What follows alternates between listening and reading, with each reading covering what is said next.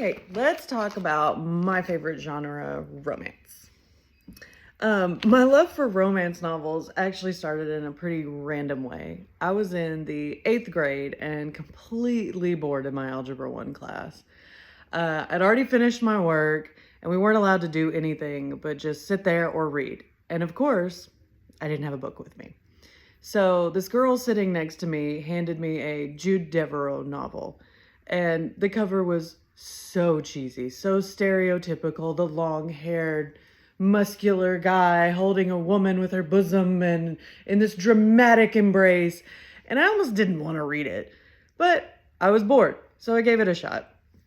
And I was immediately hooked. And honestly, that girl became one of my lifelong friends. From that point on, I couldn't get enough of romance novels. I love the emotional intensity, the drama, and especially the way the relationships develop over time. My preferred genre, definitely like the historical romance, novel, paperback. Um, it allows for deep character development and slow building emotional arcs. One of the key literary features of this genre is focus on character-driven storytelling. Unlike the plot-heavy dramas, romance prioritizes emotional development, internal conflict, and relationship dynamics. So you often see tropes like friends to lovers, enemies to lovers, fake relationships. Um, and these tropes help structure the narrative while still leaving room for character growth. So it's part of why I chose The Duke and I by Julia Quinn. It's become especially popular recently because of the Bridgerton Netflix series. But at its core, it's a classic example of the romance genre. It uses the fake courtship trope, which evolves into genuine emotional intimacy between the main characters, Daphne and Simon. So the quote that I want to focus on that highlights this transformation.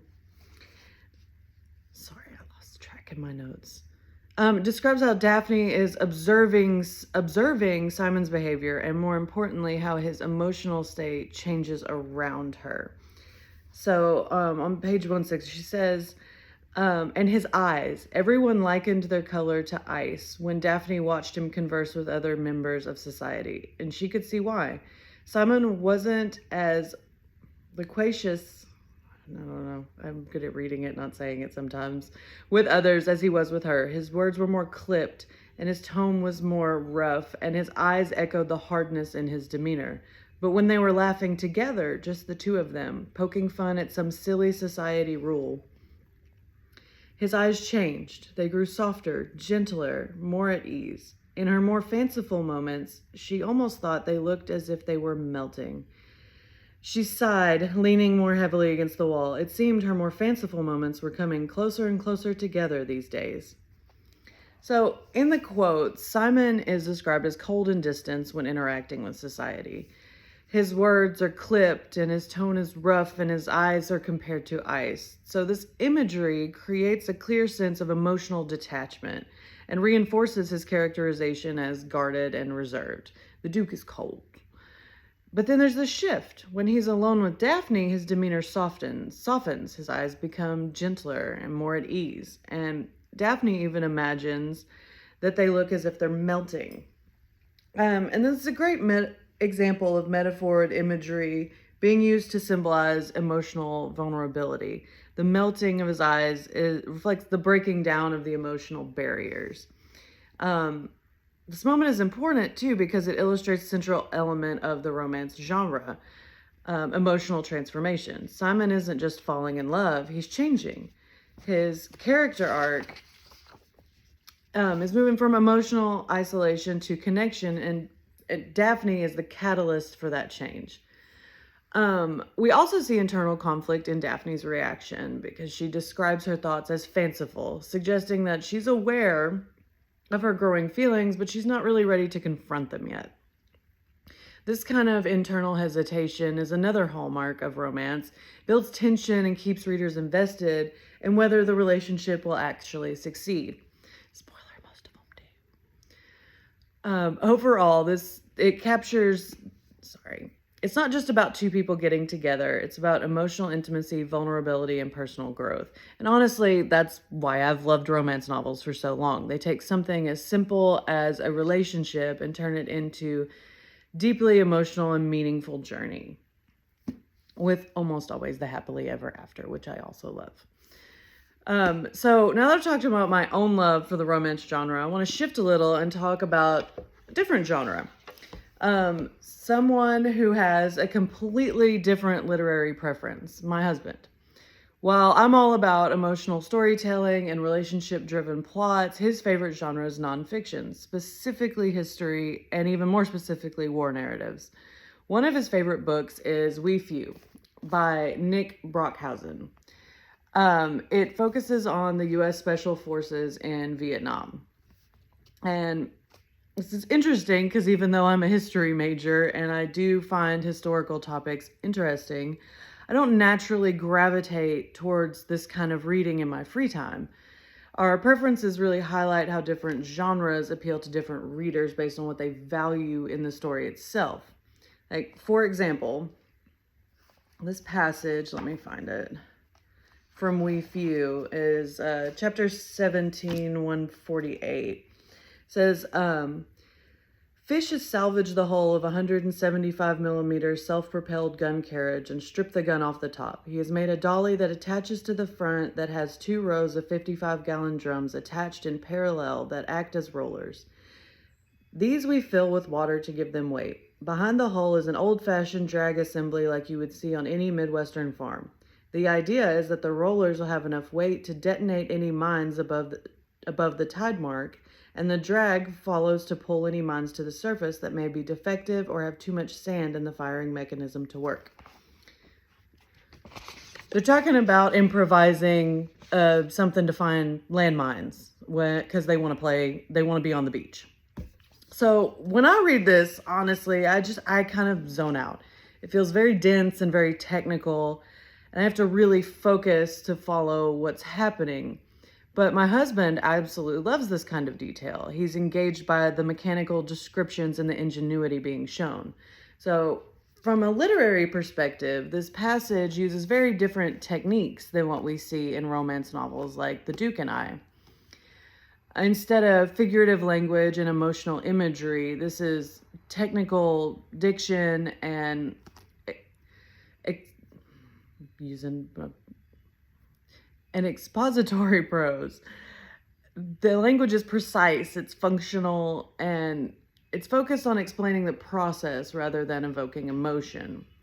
There's also very strong emphasis on realism, which is common in nonfiction war narratives.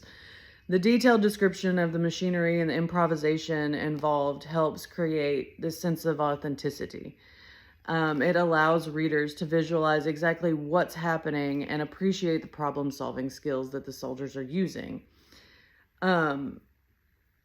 So, in contrast to the internal conflict and emotional transformation we have in romance, this genre focuses more on the external conflict, in this case, survival in a war environment, and the practical challenges that come with that.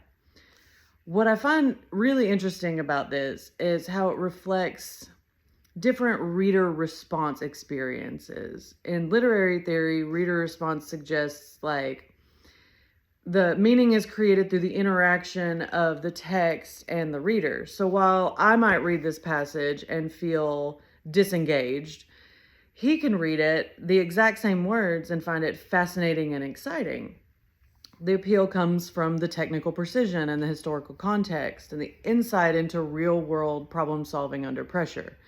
For me, those elements are less engaging because I'm drawn to the characterization, the emotional arcs, and interpersonal dynamics.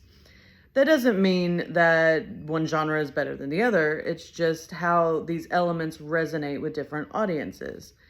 And I think that comparison really highlights the versatility of literature as a whole. Like romance novels that I like rely heavily on imagery and tone shift and character development, while We Few is factual detail, technical description, and authenticity to immerse readers in a real-world experience. So while it's not something I would pick up on my own, hearing him talk about it has helped me appreciate it in a different way. And I can recognize like the craftsmanship in conveying these really complex information and vivid, realistic picture of wartime. So it's just funny to see how the reactions differ. Like he's totally into it. I'm half asleep I'm like, oh, cool, machines.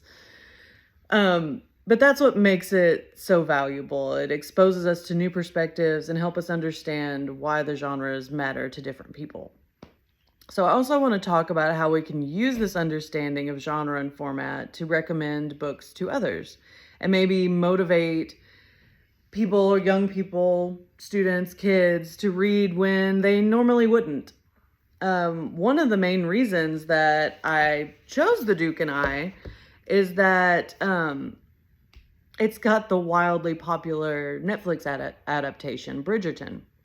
I think it's a really effective strategy to sometimes work backwards from a show or movie that people already love, and that can be kind of the perfect way to get them into reading about it or reading like in a different format.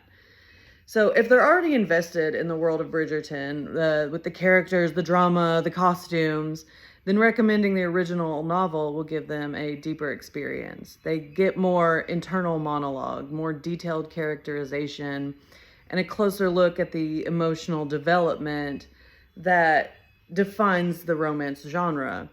So the prose format gives us just more of that narrator's perspective than we can get on screen. And this idea of working backwards could work with other things too, like if someone's really into superhero movies like Wolverine, you could ask if they've ever read the original comics, because comics, as a format, combine visual storytelling with concise dialogue, which creates a totally different type of reading experience compared to a novel or film. So I guess what we're doing here is kind of playing with the word format. We usually think of it as, novel, short story, comics. So you can add in movies and TV shows, and by connecting these formats, you can bridge the gap with different audiences. And if someone doesn't see themselves as a reader, they might still be a huge consumer of stories, just in a format like a TV show. So we can give them like just giving it to them in novel form and can make it feel more accessible and less intimidating because they're already familiar. So overall, the understanding both the genre and format is a powerful way to connect people with stories that they'll actually enjoy. And whether it's romance, nonfiction, war history, there's always a way to meet someone where they are and guide them to something new. And that's how we get people reading. Thank you.